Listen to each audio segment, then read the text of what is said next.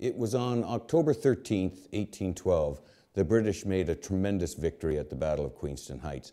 Keeping in mind this comes on, relatively speaking, the heels of the Battle of Fort Detroit, which stiffens the resolves of the citizens of Upper Canada to support the British in this war.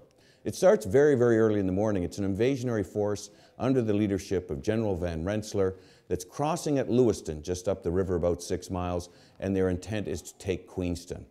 And it's the sound of those guns that Sir Isaac Brock, of course, hears from his apartments in Niagara early in the morning.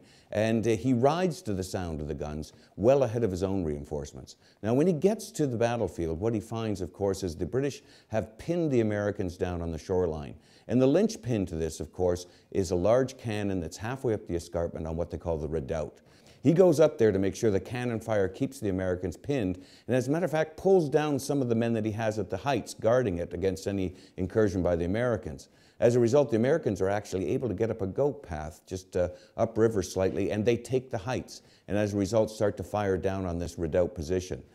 Brock and his men are forced to leave that position, and Brock realizes the importance of this cannon, and he leads a small assault up that hill.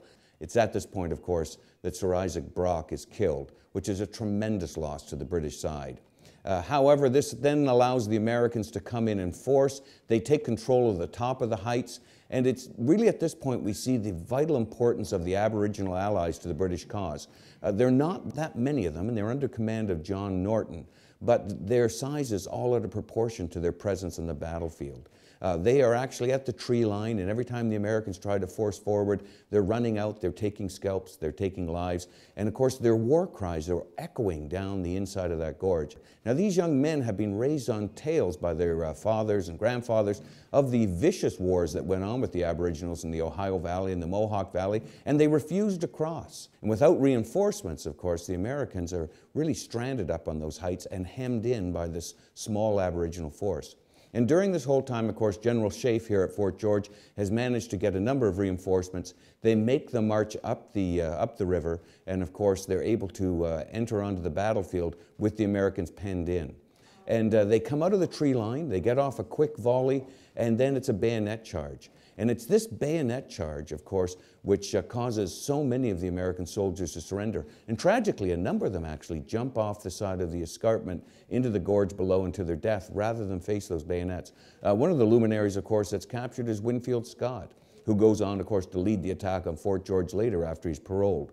But Queenston Heights is absolutely an incredible victory for the British, and of course it's somewhat negated by the fact that Sir Isaac Brock has been lost. And this is the mastermind of the defense of Upper Canada. Oh, that King George and the President were here to see what their politics have wrought, destroying that which God has created.